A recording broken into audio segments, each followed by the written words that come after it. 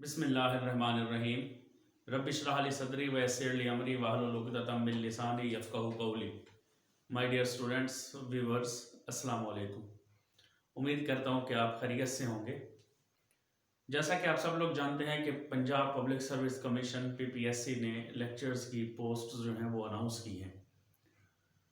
तो काफ़ी लोगों के माइंड में कुछ एम्बिगुइटीज़ होती हैं, क्वेश्चंस होते हैं कि किस तरीके से पेपर अटैम्प्ट करना है, सिलेक्शन का तरीक़ाकार क्या है, PPSC का इम्तिहान किस तरह का होगा, इंटरव्यू में क्या बातें पूछी जा सकती हैं, इंटरव्यू तक पहुंचने के लिए मेरिट लिस्ट किस तरह बनाई जाती है। तो ये सब ऐसे सवालात हैं जो कि अक्सर लोगों के माइंड में होते हैं। तो इस चीज़ को देखते हुए एक छोटी सी एफर्ट की, आप लोगों तक अपना एक मैसेज देने की, इस तरीक़ाकार को बताने की कि PPSC के थ्रू इम्तिहान और उसका सिलेक्शन का तरीक़ाकार जो है वो क्या है और कैसे हम इस प्रोसेस को करते हैं और अपने मेरिट लिस्ट तक किस तरह पहुंचते हैं। तो सबसे पहले तो मैं आप लोगों से शेयर करना चाहूँगा कि आप लोग अगर न्यू जो है व्यूअर्स हैं तो फिर ज़रूर मेरे चैनल को सब्सक्राइब करें, लाइक करें, अपने फ्रेंड्स के साथ भी शेयर करें, ताकि जो भी मेरी न्यू वीडियोज़ हों वो आप लोगों को, आपके फ्रेंड्स तक अपडेट होती रहे। इसके साथ अब हम स्टार्ट लेंगे अपना कि किस तरीके से PPSC का इम्तिहान और उसके सिलेक्शन का तरीक़ाकार क्या है। सबसे पहले तो ये बताता चलूँ कि आप लोगों ने ऑनलाइन अप्लाई करना है, इसमें ऑनलाइन अप्लाई करना है और ऑनलाइन अप्लाई करने के लिए आप लोगों को सबसे पहले चालान फॉर्म निकालने होंगे।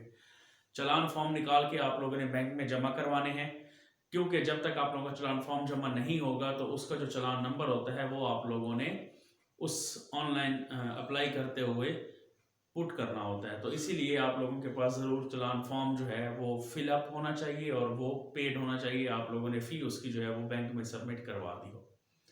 लास्ट डेट इसकी 8 सितंबर है। 8 सितंबर 2020 तक आप लोगों ने अप्लाई करना है।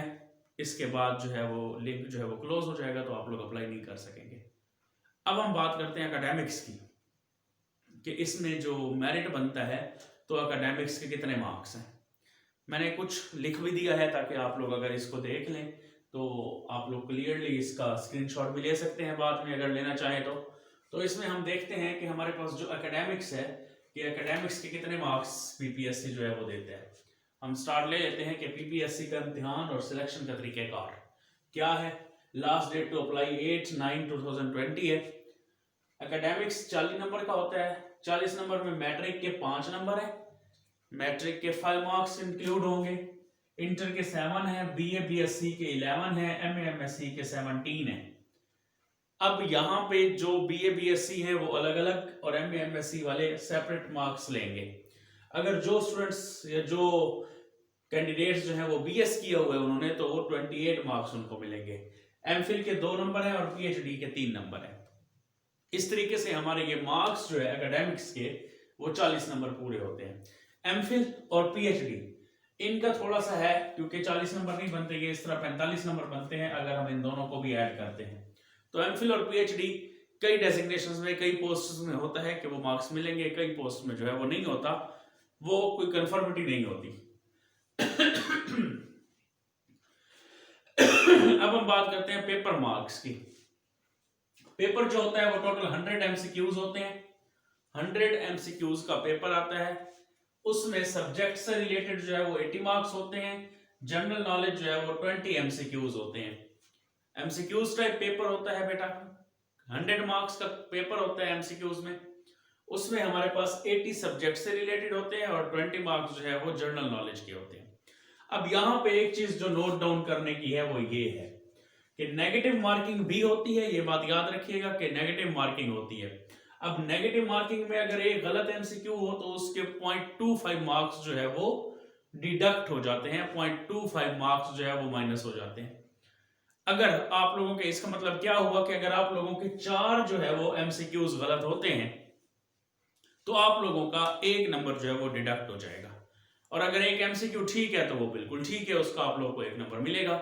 यानी कहने का मकसद ये है कि आप लोगों के 100 MCQs में अगर 4 MCQs गलत हो जाते हैं, रॉन्ग हो जाते हैं, तो 1 नंबर आप लोगों का माइनस हो जाएगा। ये नेगेटिव मार्किंग का PPSC का जो है वो प्रोसीजर है, उनका रूल है, उनकी पॉलिसी में ये शामिल है।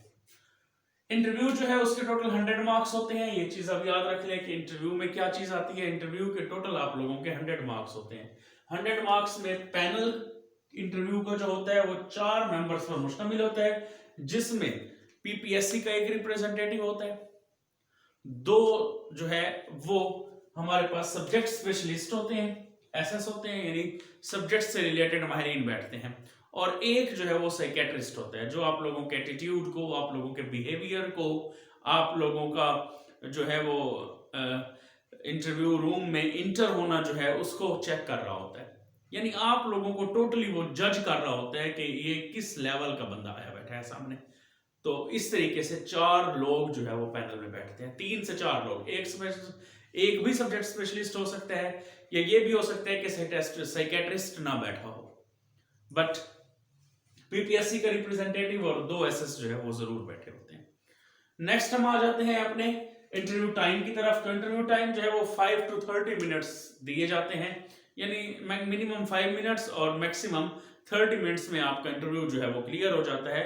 इंटरव्यू के लिए आप लोगों को स्टार्ट के 2 से 3 मिनट जो है, जो रिप्रेजेंटेटिव होता है पीपीएससी का, वो आप लोगों से सवाल यही करता है कि इंट्रोड्यूस योरसेल्फ। उसमें फिर आप लोगों को अपनी एजुकेशन, अपना कैरियर, अपना जो है ना पेरेंट्स, और अपनी जो प्री ऑक्यूपेशंस हैं, मसरूफियात हैं, ये सब चीज़ें फिर 2 से 3 मिनट के अंदर आप लोगों ने क्लियर करके बतानी होती हैं।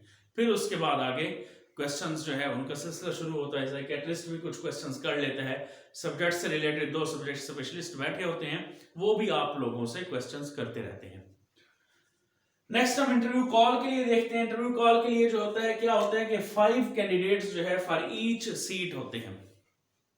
पीपीएससी का ये रूल है कि वो हर सीट पर 5 कैंडिडेट जो है उनको कॉल करते हैं। फॉर एग्जांपल, अगर कहीं हमारे पास 1000 लोग जो है वो अप्लीकेबल हैं, अप्लाई किया है, जिन्होंने टेस्ट को पास किया, 1000 लोग थे, 80 सीटें हैं किसी एक सब्जेक्ट की, हम बात कर लेते हैं कि 80 सीट्स हैं, 1000 लोग हैं जिन्होंने टेस्ट को क्लियर किया है।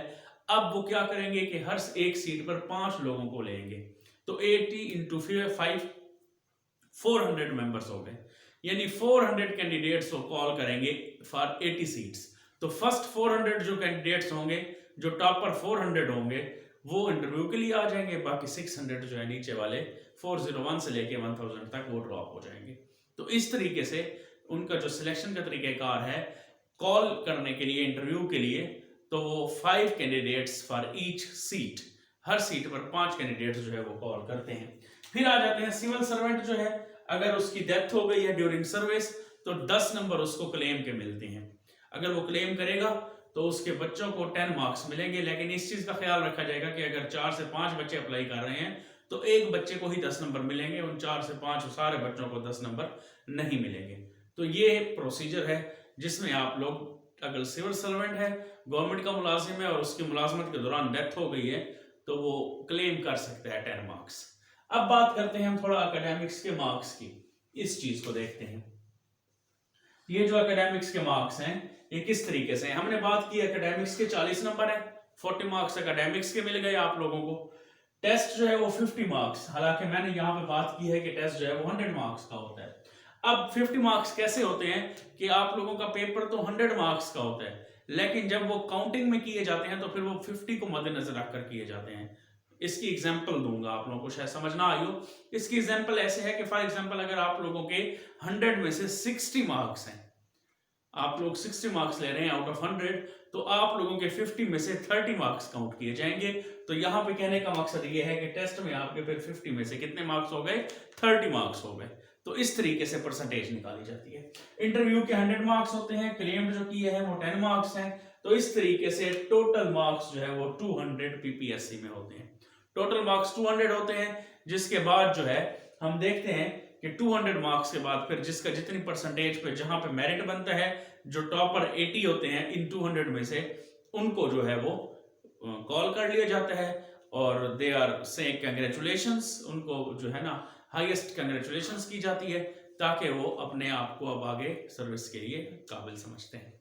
तो ये सारा तरीकाकार होता है पीपीएससी के इम्तिहान का, उसके सिलेक्शन के तरीकाकार का, कि ये आप लोग प्रोसीजर है जिसको देखते हुए आप लोग आगे बढ़ते हैं और अपने आप को प्रिपेयर कर सकते हैं। और इस चीज को देखते हुए, इस वीडियो को देखते हुए उम्मीद करता हूं कि आप लोगों को मुकम्मल समझ आई होगी। इस वीडियो को आप लोग देख के अपने आप को आप आगे जो कि 8 तारीख तक अप्लाई करना है, फिर उसके बाद पेपर की तैयारी आप लोगों ने स्टार्ट कर देनी है, क्योंकि डेट विद इन 1 मंथ और 1.5 मंथ जो है वो डेट अनाउंस हो जाती है टेस्ट की। तो फिर उसके बाद आप लोग अच्छे तरीके से ताकि अपने आप को टेस्ट के लिए तैयार कर लें। तो उम्मीद करता हूं आप लोगों को आज का मेरा ये टॉपिक जो है अच्छा लगा होगा, समझ भी आई होगी और आप लोग इससे भरपूर फायदा लेंगे। अल्लाह आप लोगों का हामी और नासिर हो। अल्लाह हाफिज।